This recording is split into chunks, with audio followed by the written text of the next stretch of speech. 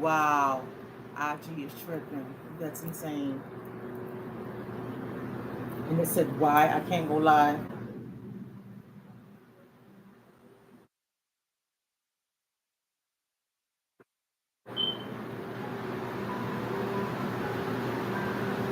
Wow. Okay. I am not popular on IG. I'm sorry. So let me flip back over to them and let them know that.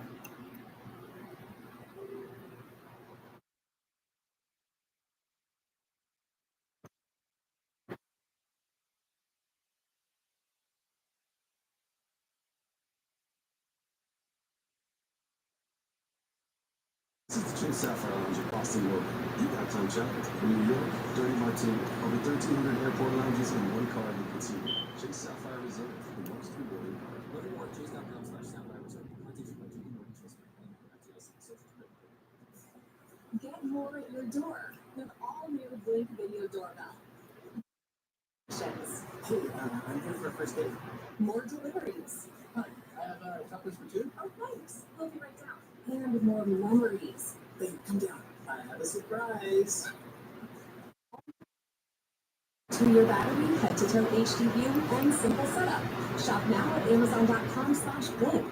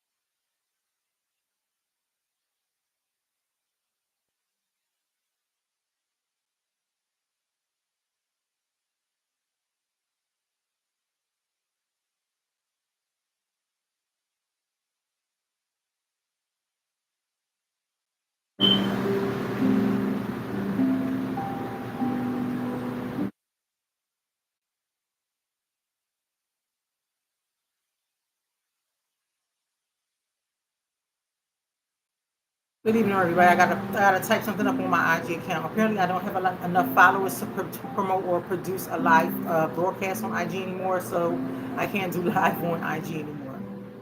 Um,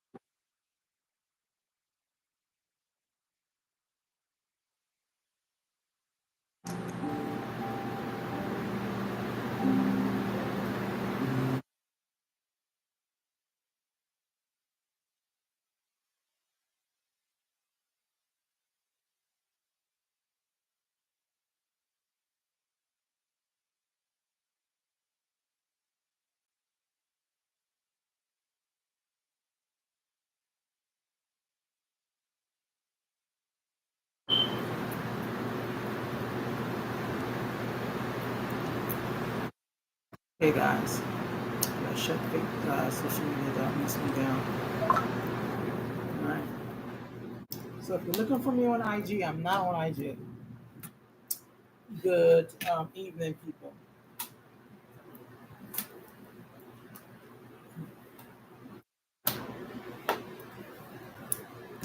Start my timer.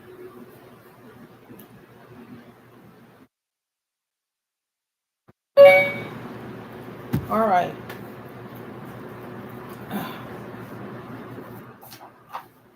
Wait, some people come on. I'll get started. It's been one of them days.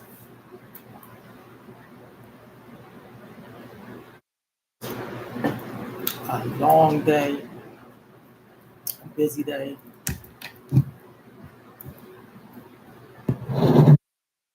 Ooh, ooh, ooh, ooh, ooh, ooh. Still put my computer desk together so it's sliding. It is sliding. Let me read this. And I'm downstairs tonight because it's awfully hot upstairs. It's awfully hot.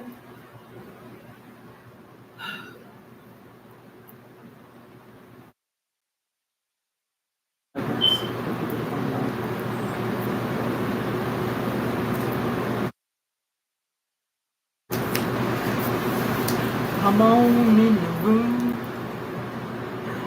Come on in the room. Probably there. A lot of people don't want to touch on both ends. On both ends. Uh,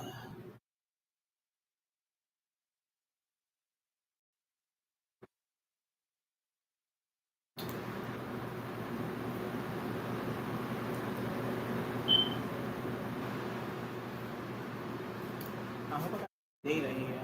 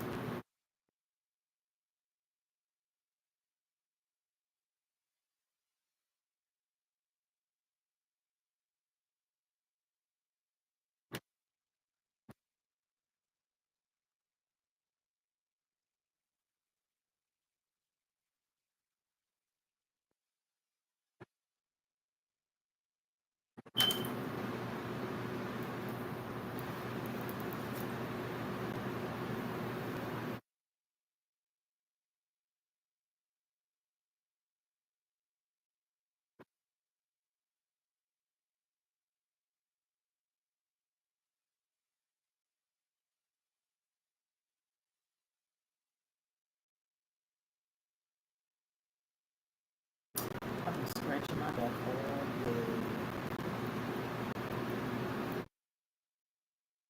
Okay, people. Hey, Miss Lily Patty, how are you doing this evening?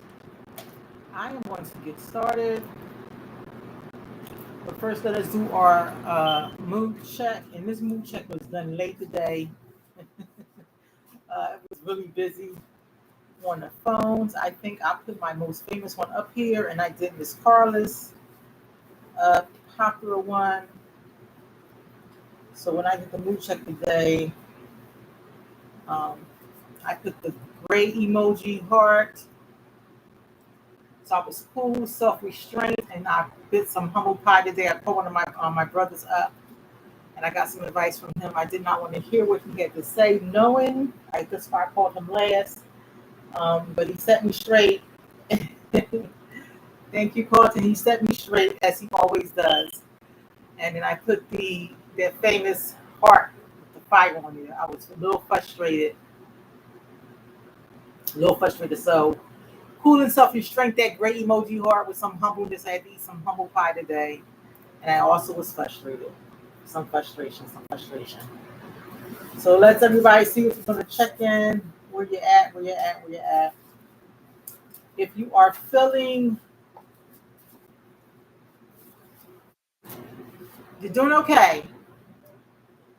Throw those red emoji hearts up there. If you are doing okay, throw those red emoji hearts up there. Again, I am not on IG because IG has a new, I guess, rule.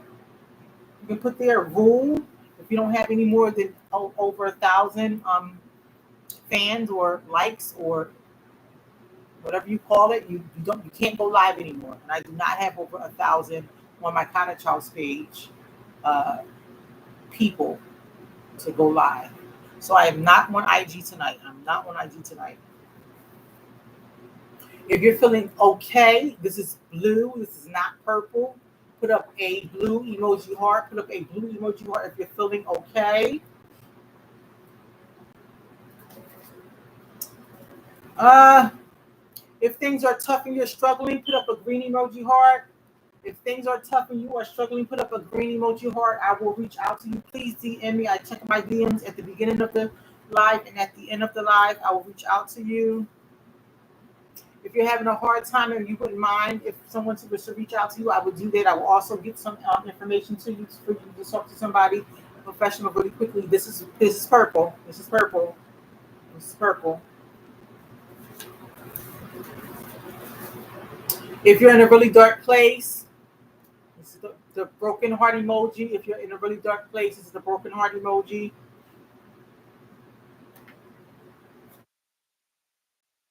If you're having some harmony and balance in your life, throw them pink emoji hearts up there. If you're having some harmony and balance in your life, put the pink emoji hearts up there. How about if you're feeling optimistic and uplifting, put some purple emoji hearts, well, orange emoji hearts up there. If you're feeling optimistic and uplifting, put some orange emoji hearts up there. There's a light blue heart. Feeling relaxed and friendly, that light blue heart up there, feeling relaxed and friendly. Hey, Miss Lily Pally, she's feeling relaxed and friendly. Put that light blue emoji heart up there, feeling relaxed and friendly. If you're having some minimalist mixed emotions and feelings, you really didn't feel like doing anything today, but you push through, put the white emoji heart up there. Minimalist, you push through. Mixed emotions and feelings, put the white emoji heart up there. I'm still feeling this guy right here. If you had a really bad poopy day, put the brown emoji heart up there. If you're really having a bad poopy day, we have these days. We do. Put the brown emoji heart up there. Poopy day, brown emoji heart. Okay. If you were put the yellow emoji heart up there. The minions do that a lot. Put the yellow emoji heart up there. Feeling frustrated, as I was today, feeling frustrated. Put that flaming heart up there. Frustration, put that flaming heart up there. Feel frustrated and just still feel some love. Frustration, still feel some love. Again, my girl Carla, she always puts up there them great emoji hearts. She puts several up there, several. Cool and self-restraint, and she said to put some humbleness in there. Put some humbleness in there. Cool, self-restraint, and some humbleness in there. Throw those great emoji hearts up there. Some sadness. We can talk about this. Anger and some sadness. We'll talk about. Okay, guys. Tonight's subject is really touchy. It's dealing with suicide, but it's dealing with suicide inside the prisons with inmates, convicts, criminals, the offenders. And the reason why I'm talking about this subject tonight, on the line, we do get calls from the prisons here in Philadelphia. And they do have suicidal thoughts. Um, we do have to call over to the prisons and let them know that there's someone inside the prison that is having suicidal thoughts and they need to be checked on and watched. Um, and oftentimes they will get back to the prisoners and they'll go check on them. But I had a case where I could not get in contact with anyone. And I mean, for maybe 45 minutes to almost an hour, me and one of my supervisors was trying to figure out a contact number to get in contact with the prison. And we got shifted over from different prisons to try, because it's different prisons on State Road, right? You know that. To try to get in contact with this person. And at the end of the day, I had to call a warden to get in contact with this person. And a response that I got from the warden wasn't good either. And me being the person that I am, I was really drained after this call. I had to take a 15-minute break after the call and really check my feelings and check my emotions out before I got on the line again. Um, and this is where it comes in that you have to make sure you're okay, um, in a good headspace when you're dealing with cases. People, really, people are not boxes, right? Because boxes don't have any feelings. Boxes can't talk back to you. Boxes are an inanimate object. People have feelings and can talk back to you, and people are inanimate objects. Um, and so, looking at this from a systematic point of view, some people view inmates as criminals. They have to serve their time. They're off the radar. If they did the crime, they do the time. And who cares about an inmate that wants to kill themselves, right? It's just a thought, and it depends on the crime that they did. Some people would say, if you're a murderer, you're a murderer. You don't deserve sometimes to, if you have a suicidal thought, kill yourself. Depends on the crime, right? But in society, in the way um, I'm morally set up, is everybody is human, no matter the law, no matter the crime. Everybody deserves special care when it comes to saving someone's life, because they can walk down the street and you not know what they've done, and you want to, if that person's hurting, you want to make sure you try to save that person's life. First aid, first care, whatever's in the person. So after I got myself together, and after my 15-minute break, I started researching things online. Like, this is, I wonder whether how many people, because we don't get calls that often. How many people actually complete suicide in Philadelphia, or period, when they're incarcerated? And so I looked up some information, and it says results in federal prisons. 245 deaths were reported as suicide from 2009 to 2020, and that's 5% of federal prison death increase to 10.57 so it was 10.57 to 19% per 100. And it's saying that the crude suicide rate in general population increased from 15 to 17% per thousand. And this is just in February of 2024. So suicide in prison has increased behind the bars, behind the cells. Death by suicide is the leading cause of death in the U.S. prison system. Again, it's 54%. Um, of death in the 8-year period. Stressors that can contribute to those deaths included is mental health. They struggle with mental health. They struggle with the death of their loved ones. They struggle with planned transfers back to institutions, deportation. There's a lot that's happening in the news right now, right? A lot of people are being deported, taken back to their countries. Um, Lack of family support, and there's a lot of people that are out there with sex offender status. So that's a high rate of why a lot of inmates are committing suicide. They struggle with mental health, death of their loved ones, planned transfers to different institutions. So you can be in, and when they say planned transfers to institutions, you're in pick until you get sentenced to I guess a heavy sentence that you got to get shipped upstate. Shipped upstate, you mean you're going to be in prison for a very long time. So that's a planned transfer to a different institution.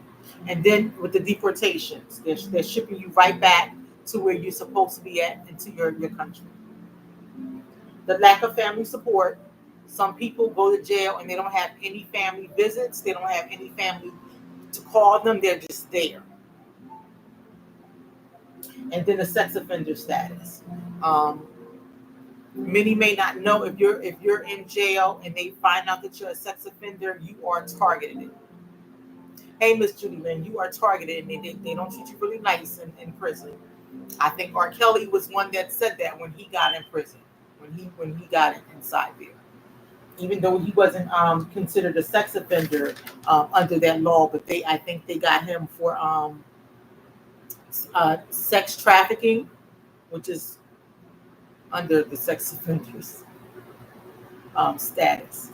So this was brought up by the OIG. The OIG reported this information, and I did not know what the OIG was when I was looking up these things. So the OIG is the Office of the Inspector General.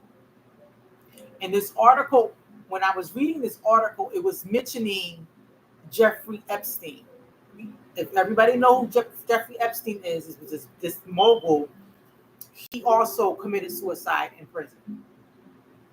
Jeffrey Epstein was this man that had a lot of money, and he was the first guy that they caught for sex trafficking these young girls.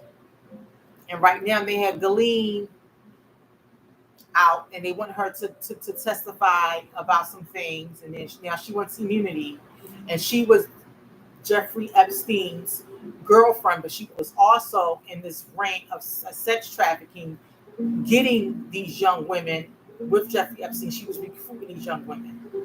So they were saying in Jeffrey Epstein's death, it was mentioned as he was supposed to be a preventable suicide, and this happened in 2019.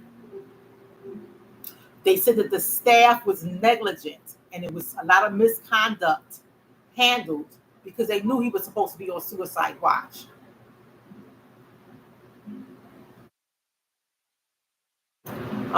They say hundreds of deaths in the U.S. prisons linked to policy violations and failure reports. And this was in The Guardian. So if you want to look this information up, it's in The Guardian, and this was dated Thursday, February 15th, 2024 is where I got this information at. So a lot of the suicides can be prevented, but because of staff negligence and misconduct, a lot of the suicides happen.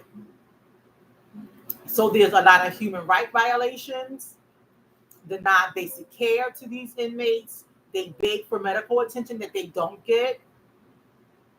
And in the women's prisons, there's a lot of sexual abuse that goes on. The most common type of suicide in prisons is the hanging method. 42.85% of that happens by hanging, suicide. Then the risk factors is a previous SI attempt, and that's always the case. And even if you're not in prison, even if you're not behind bars, if you attempted suicide the first time, it's like you're at a high risk for probably trying to risk taking your life again. You can have a psychiatric diagnosis. It has to be identified first.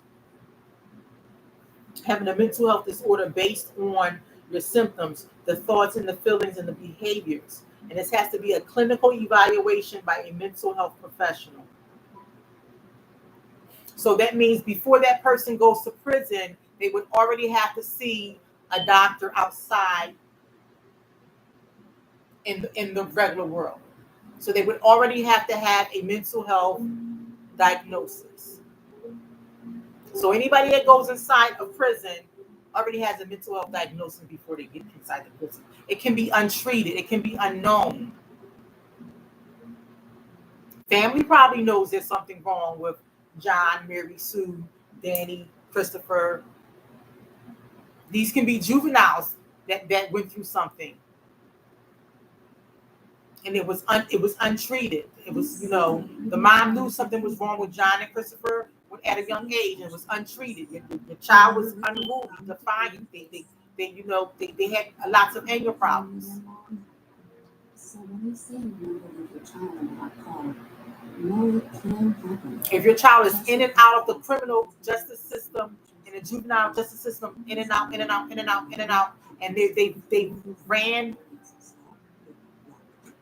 they have a rap sheet from 13 on up, and now they're in prison, and they're in there, it has to be something going on. Is what they're saying. There's some medical conditions, and I've talked about these mental health conditions over and over and over again: anxiety, depression, schizophrenia, bipolar disorder, ADHD. We just spoke about ADHD with Dr. Tracy last week, right? The anxiety, excessive worry and fear and nervousness. You know, depression is sadness, loss of interest, including periods of, wanting to sleep, lack of motivation.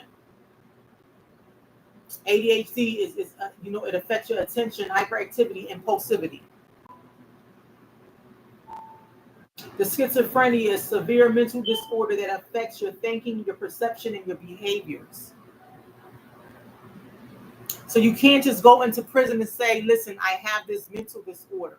This is something that was already there.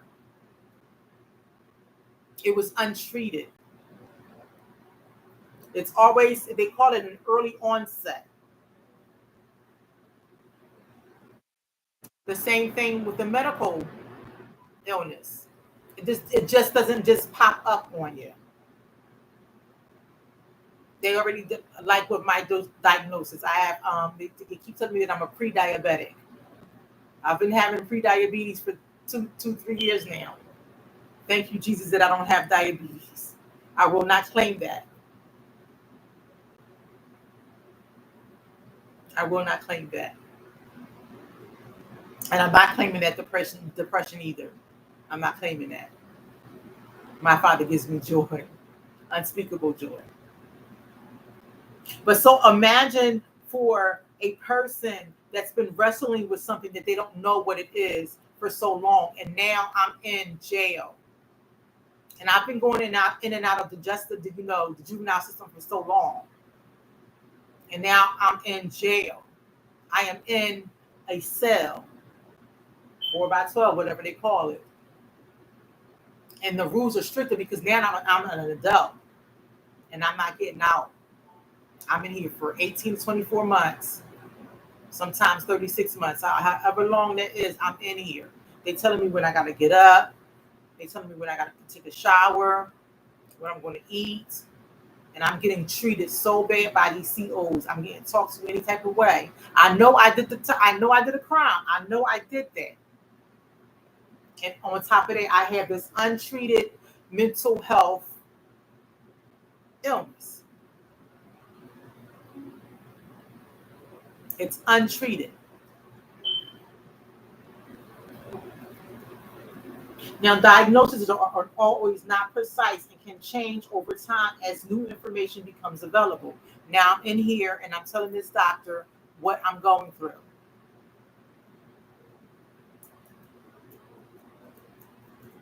Never took medications, never seen a therapist outside of here, and now I'm in this cell every single day. Human rights are being violated. I'm being denied basic care. And I'm in here with a bunch of men.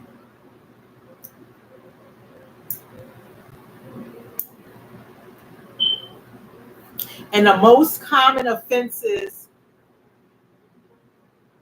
or crime for people that's incarcerated right now is drug offenses. Hey, Miss Carla, you threw them blue hearts up there this evening. The most common offenses.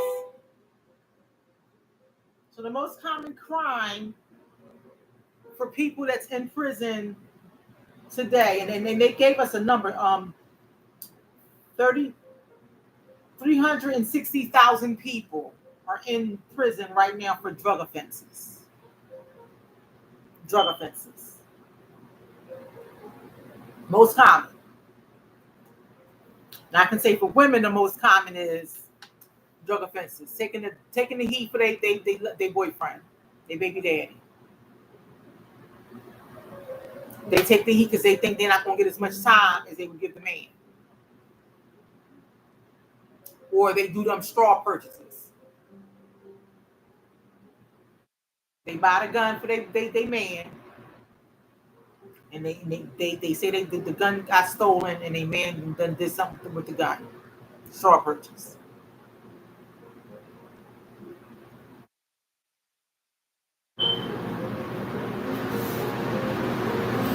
Like I read this article called "The Pennsylvania Prison Suicides Are at an All-Time High. Families blame re- re- reprehensible mental health care," and that means the system is just jacked up. So if you're outside in society, we can barely get help, and I say we because we're in society. We can barely get help for mental health because the system is flawed. It's a lot of people that can't get help with mental health, and we're outside in society. The prison system, the people that's inside the prison, they can barely get help. This article was written and published February 20th in 2020, and it was written in the Inquirer. Bradford's prison lifer, who had been diagnosed with depression and paranoid personality disorder, had thrown out all his photos and legal materials, according to a legal filing. He told mental health staff in March 2018 that he wanted to give up. He emphasized that in the event he took his own life, his family should not blame themselves. Then the staff allowed him to return to his cell and general population with no special monitoring, precautions, or psychiatric treatment. 2 days later, he was dead.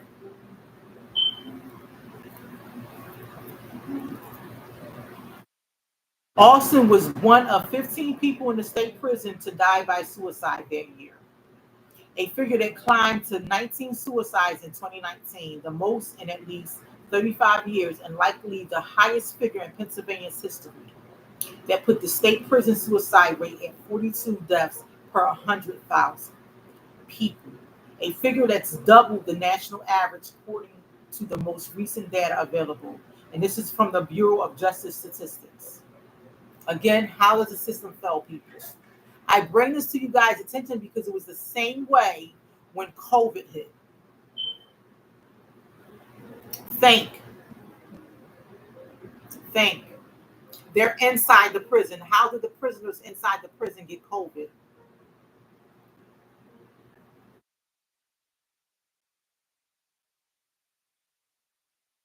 Some of the prisoners inside the prisons died of COVID. They weren't outside. How did they get COVID? How did prisoners inside the prison get had a bed bug scare? How?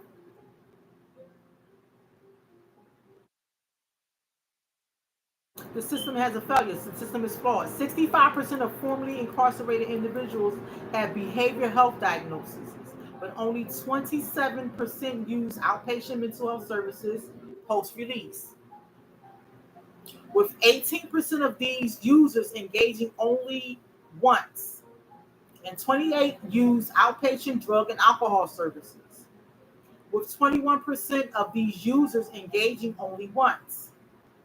Low engagement in these services was associated with higher rates of suicide attempts and death.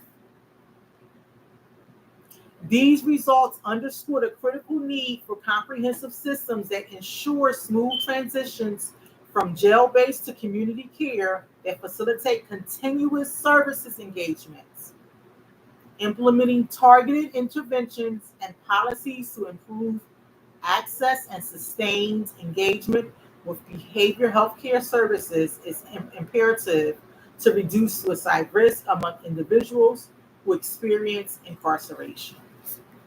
That's a lot, right? That's a lot. I would say it's the same thing, and they don't even do this anymore, which is weird. Sterile with Dr. Brown's all-in-one sterilizer and dryer. When I had my first daughter, I think it was 18 going on 19, and then I had her down south, and they treated me so good. Um, I told them that I wanted to nurse her, so they showed me how to nurse my daughter. They gave me a care bag to go home in, and they also um, let a nurse come out to my house to make sure I was fine, to check up on me, to check up on my baby, to make sure I was, eating right properly, to make sure my milk was coming in properly, and to, just to make sure my home was good. The environment was okay for me and my daughter. Now they don't do that. There's no one coming to your home to make sure you're okay, check on the baby, to make sure the environment is good. They shove you out the door. They shove you out the door. And matter of fact, if you don't go to your 6-week checkup, ain't nobody calling you and saying why you ain't coming to your 6-week checkup. There's no aftercare. Just like there's no aftercare if you don't go. If you had a mental health crisis, or if your family member had a mental health crisis, and you're in inpatient, and you may have stayed in inpatient for maybe 2 or 3 days, sometimes a week, if longer, and they discharge you after that. And after your discharge, you're supposed to go to outpatient treatment, outpatient services, meaning you go see a therapist and you have a psychiatrist, a doctor, and they set those appointments up for you, and you don't go to those appointments. There is no one calling you saying you missed your appointment.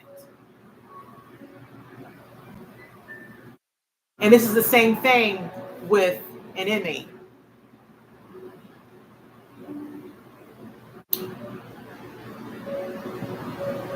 Once you continue, once you have that thought, I'm in here, I committed this crime, I'm going to serve my time, I'm going to do what I need to do, I'm having these thoughts, it's untreated, as it said.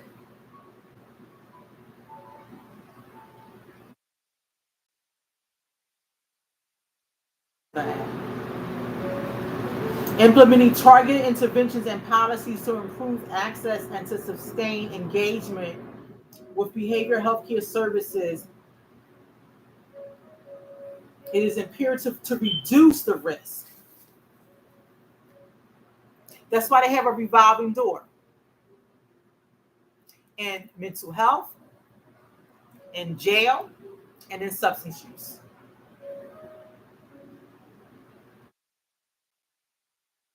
I can never get treated for my mental health because no one's following me. And I know we always say we can't force somebody to get treatment.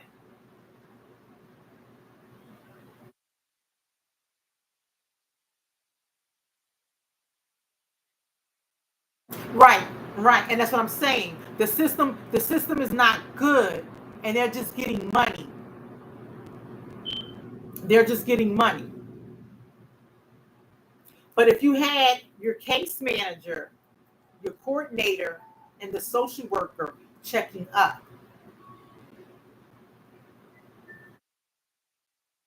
your therapist checking up.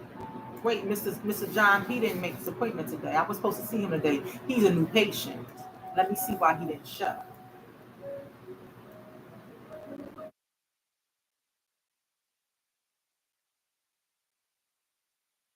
The care coordinator, talking to the therapist. Did Mr. John P come to his appointment today? Today was supposed to be his first day to his appointment. Oh, he didn't come? Let me see why Mr. John P didn't show. No one's checking and crossing the T's and dotting the I's and going back and saying why Mr. John P didn't come. No one's doing that because the system is getting paid anytime Mr. John P can come through that door. The jail getting paid, the health system getting paid, the therapist going to get paid again. They're going to keep getting paid. No matter how many times Mr. John P got to go through the system, they're going to still get paid. Mr. John P's never getting better. He's never getting better.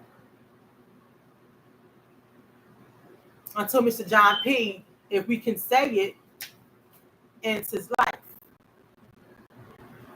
either through taking his own life or taking the food. Given high rates of mental health and substance use disorder, lack of healthcare access, and elevated suicide risk during the reentry period, timely interventions targeting justice-involved populations are essential. However, little is known about the association between post-release behavioral health care and risks and suicide risks. Most research on service engagement for injustice-involved individuals focus on the period of incarceration rather than a reentry into the community. They don't want to do so. So, Sheree, this is what they're saying. I don't want to point fingers at who's not doing whose job, but I'm pointing fingers because I've been in each other's position. I'm pointing the fingers. I'm opening up the whole can of worms. I'm pointing the fingers. Care coordinator, social worker, therapist. He on y'all list. I've called plenty of times when I was an outpatient for intake, when I was a fee by service therapist. Why aren't you coming to your appointment? Can we reschedule? What's the matter? Can you not make this time? I'll come in on a Saturday for you.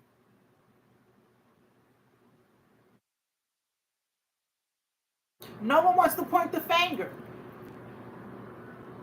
No one wants to say who's not doing their job. And they want to say, well, I don't get paid that amount of money to do that. That's above my pay grade. I'm letting you know what's the problem.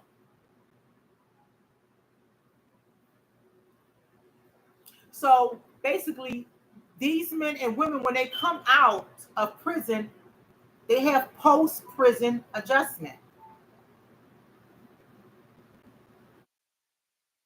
And it doesn't matter how long they've been in there for. If you're in a cell, secluded from society, getting treated like an uncommon civilian, an uncommon citizen, an animal basically, with no rights,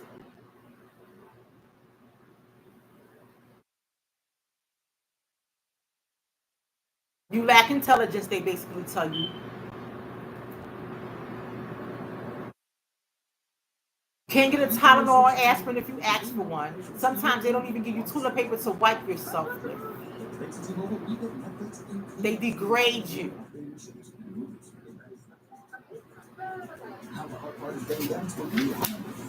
Post-prison adjustment is also known as post-incarceration syndrome, PICS. It refers to the challenges individuals face when transitioning from prisons back into society. These challenges also can be psychologically or socially, including difficulties with mental health, again, relationships, employment, and reintegrating into the community. Post-incarceration syndrome is a psychiatric disorder characterized by difficulties with depression, anxiety, PTSD, and adjusting to life outside of the prison.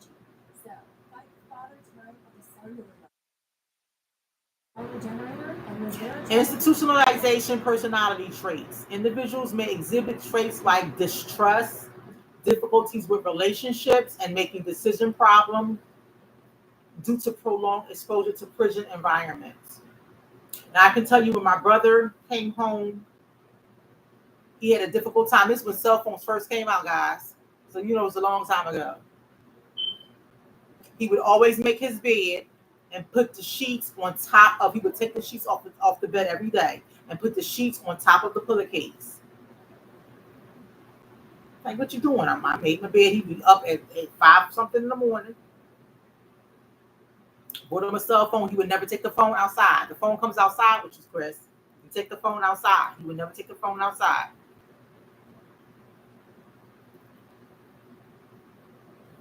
He was very quiet in the house.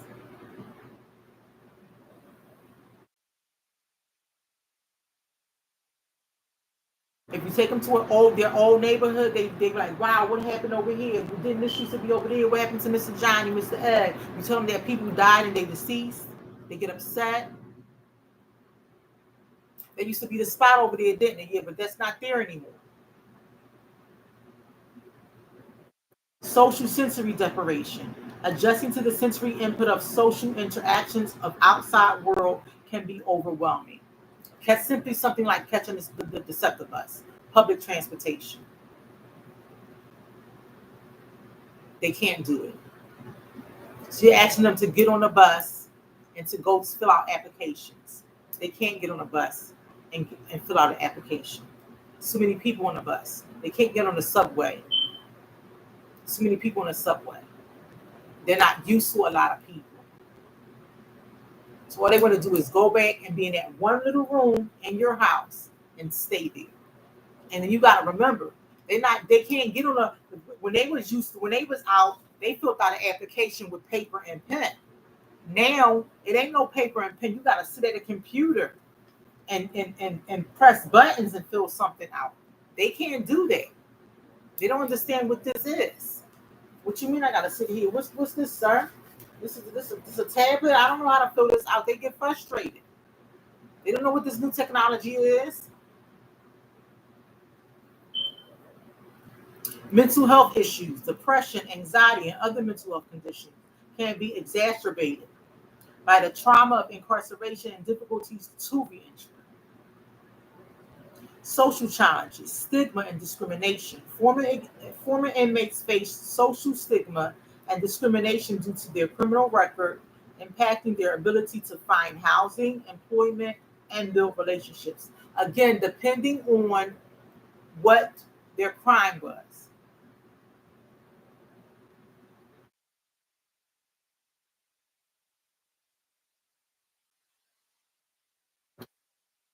A lot of people are not putting on their applications when it asks, were you a convicted felon? And that's sometimes what gets people not hired because they lie on those applications. And that's why a lot of jobs now have programs where they do hire convicted felons. They do hire convicted felons. Difficulty forming relationships. Adjusting to social norms and formally healthy relationships can be challenging after years of isolation and institutionalized living. I know a young man that got locked up when he was 15. They let him out when he was 30. Had no friends. He liked to be a janitor. He liked his job. He worked at night. Didn't have any friends. He liked it that way. It was just him, his kid's mother, and his family. No friends. He liked it that way. Complete chill on his own. Regeneration into the community. Reentry. Oh, I think that was my work phone number. So, oh my God, I didn't turn it off. Reentry, Reentering the community, finding housing, securing employment, and navigating social systems can be overwhelming. Challenges with family and children. That's a big one. Incarcerated parents may face difficulties resuming their roles with family and their children.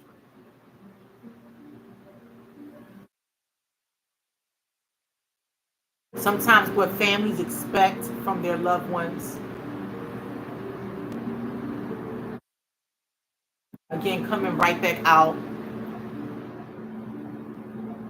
having an expectation that they're just going to pick back up their life as if it was when they left out. This person is a different person. And this goes for mothers as well. Moms get locked up, moms go to jail.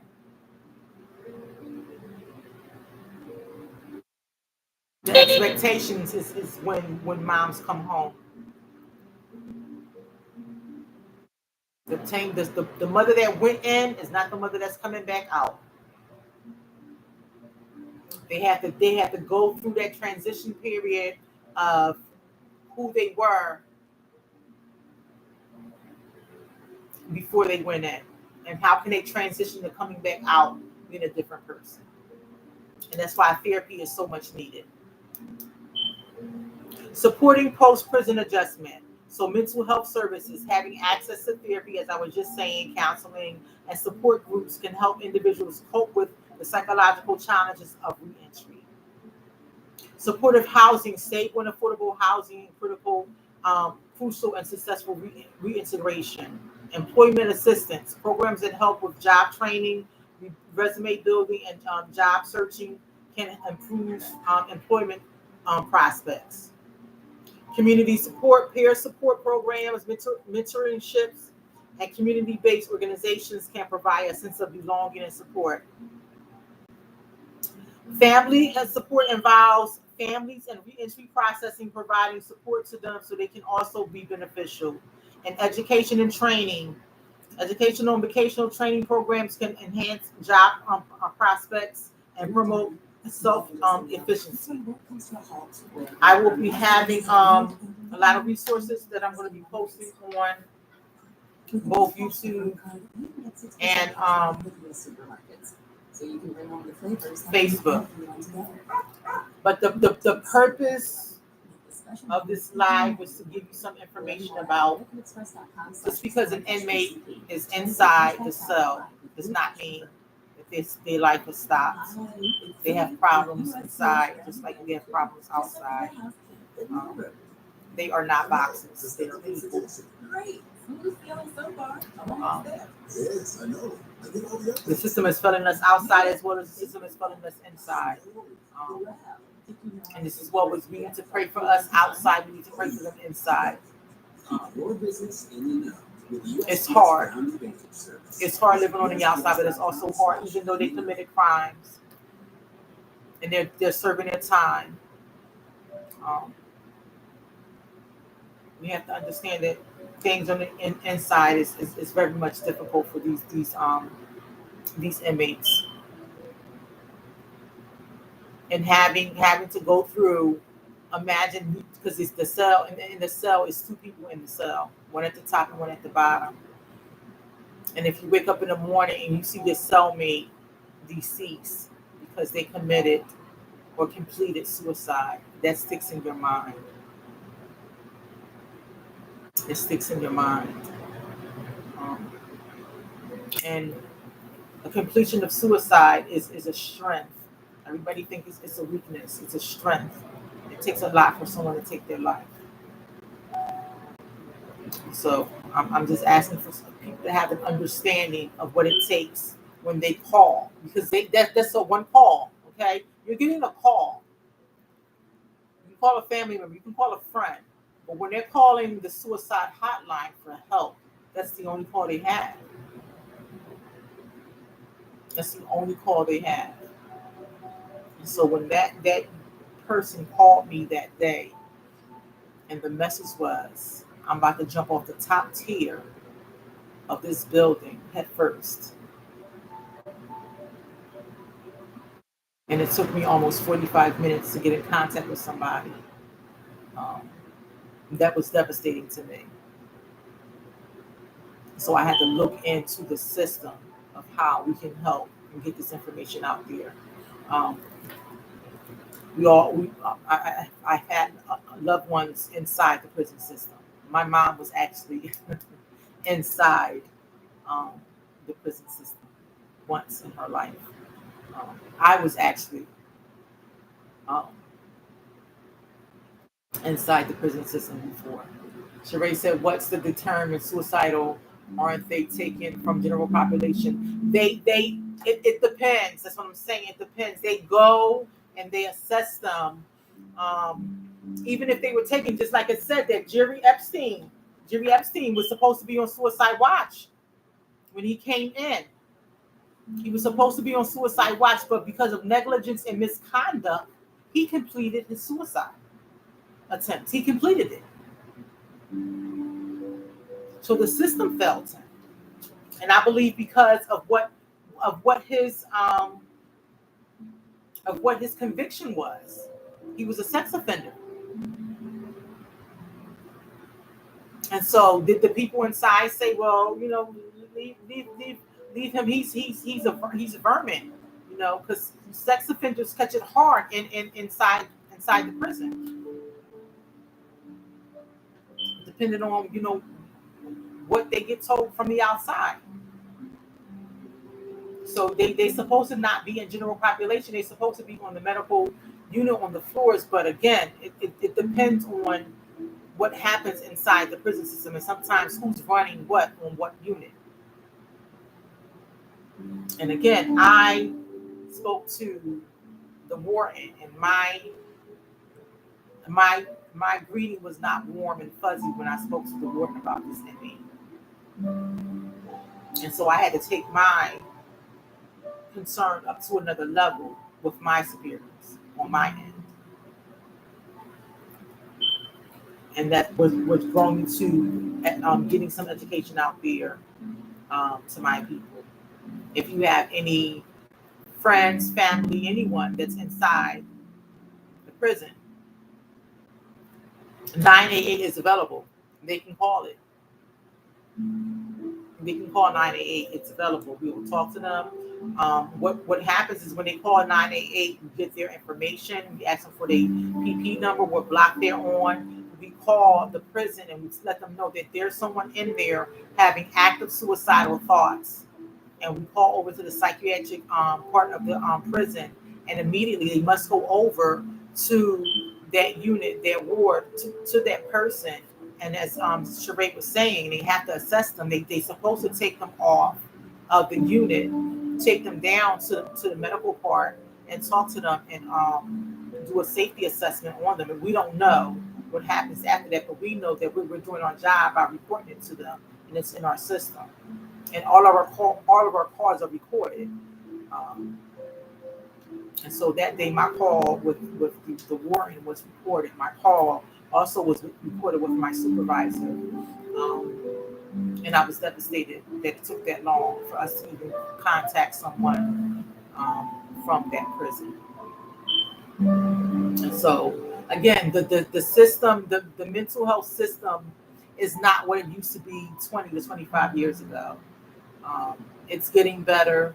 Um, it takes time because the bureaucracy, the political part of it, the big pharma, again, the medical system is not into healing and treating people. They're into keeping people sick so they can still continue to make money. Um, I'm into educating people so we can, help people get better and do better and want to know better so we won't be in the same slump. And so if you educate people, you'll know better. You want to do better. So you won't be stuck in that revolving door. And so you'll know, hey, my case manager didn't call me today. Let me call my case manager. Let me be on my case manager top because the case manager works for me. Even though I have state insurance, even though I'm on welfare insurance, the case manager still works for me. That's the case manager's job. That's the social worker's job. That's the care coordinator's job. They work for me. Without me, they won't have a job. Did you know you can get your prescriptions for less at your local pharmacy? Without the therapist, they won't have a job. So if they're not calling me, if I'm not getting services, there's no jobs, right? That's how I look at it. Without people, I wouldn't have a job. So we need the people. We need the people because we wouldn't have a job.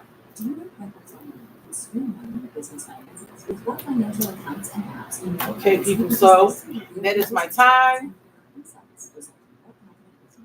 I want to try to have a special guest on next week. I'm going to call her tomorrow and see if she's going to come on